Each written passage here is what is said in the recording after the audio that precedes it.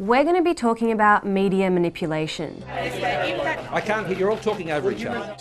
We'll do it in an orderly way. For those in the know, it's something called a drop, and they're being used to deliberately shape the message you see in the news.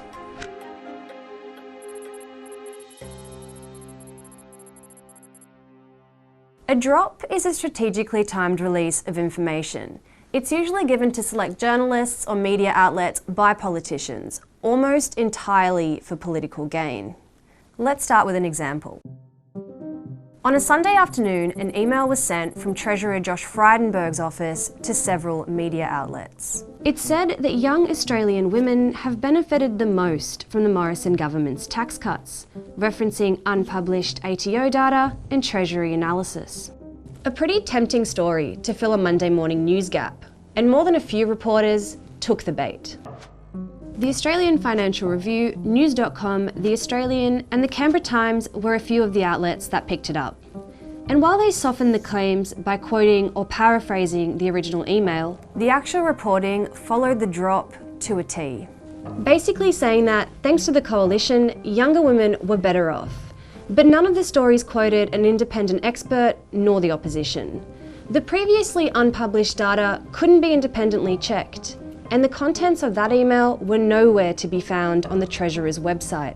In fact, an analysis by the Australia Institute found that Stage 3 tax cuts under the Morrison government's tax plan disproportionately benefited men, and the low and middle income earner tax offset was evenly distributed between men and women. So yes, while they were better off, young women were no standout beneficiary. Nonetheless, the line was repeated over and over on TV and radio, including on 2 ABC programs. The Treasurer Josh Frydenberg joins us now from Canberra. Treasurer, good morning. We've got some new data out today with Treasury analysis and ATO analysis showing particularly young people and particularly young women are real beneficiaries of our tax cuts. Now, all this coverage on women came at an interesting time.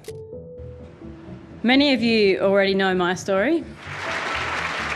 To be exact, it was 5 days after Grace Tame and Brittany Higgins were in the headlines. So what's the big deal? Essentially, what's going on here is a secretive and highly transactional relationship in an area that's supposed to be transparent. Governments control access, and by controlling access to information, they control media to a significant extent. My view is there's a low-level corruption there. And it's potentially quite important in terms of the functioning of our democracy. Drops almost always come with an embargo, meaning the information can't be published before a certain time. So if a journalist receives a drop late in the afternoon with a 10 p.m. embargo, it doesn't leave much time to get a second opinion on the information. It's part of a pretty comprehensive strategy that the government publicists have devised to get the biggest bang for their buck around this particular story. Sometimes they'll tighten the leash even further with something called a no third-party contact clause, meaning journalists can't ask around for second opinion before they publish. The general condition of a drop is that you don't go to third parties, and that does give an extraordinary advantage to the government in terms of the initial reporting of this story. So if a journalist does try to challenge the original message of a drop, they risk being cut off entirely. The consequences are that you have access denied in the future, potentially forever, but certainly for a period of time. Happy to take some questions. To anybody working in Canberra's press gallery, it's no secret. It's been happening for many years across many governments. The fact is, both parties do it all the time. Give journalists advance copies of important policies and reports under embargo. For example, back in 2013, when Labor was in power, the newspapers ran this story. It spooked a government report that claimed a high-speed rail link could get people from Melbourne to Sydney in under 3 hours. Almost all the stories included a quote from the then Transport Minister Anthony Albanese, but none from the opposition.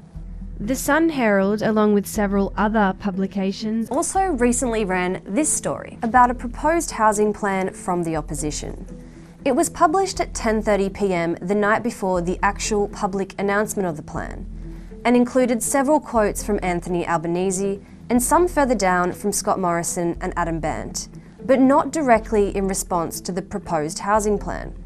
There were no comments from independent experts about the plan. Both parties do this, sending journalists they handpick copies of important announcements or reports in advance. And while they're used by all sides of government all the time, they're also used by the government of the day. Because the government's got power, and what the government says goes. There's not very much attraction in an opposition drop because they don't have any power to actually do anything. Now, newspapers are the primary beneficiary of this arrangement, even though their presence is shrinking compared to other media platforms. That's why drops often come with embargoes for late night or early morning, to keep the story fresh for the morning newspapers. It's very much to do with the authority of the printed word. What newspapers bring that other media don't is that permanence, right? So if you get the front page of a newspaper with a particular story, that's there for the day. It's also there for history. This drop was published on the Australian's front page on April 5th. It reported that the Defence Minister would announce an accelerated timetable for missiles with a $3.5 billion commitment to fast-track weapons purchases.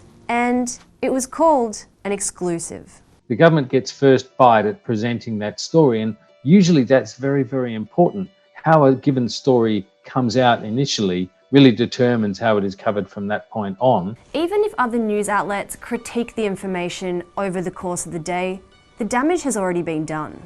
You see, follow-ups rarely have the same impact as the original story. The original story is fresh and novel, and therefore has much more impact than the follow-up. We've been tracking and logging dozens of suspected drops that have appeared in print since September 2021. Nearly all of the main media players in print and online are represented here, including the ABC. So, it's fair to say many people in the news industry are in on it. You know, it's a reality that most political journalists will have been passed information. It doesn't always come with embargoes. It's not always bad, and it's not all equal, but they effectively turn some journalists into client journalists, and I think that's a very regrettable development. It's corrosive of the profession, and it betrays the public trust. It's another one of the many games reporters and politicians play, only this time our access to fair and unbiased information is at stake.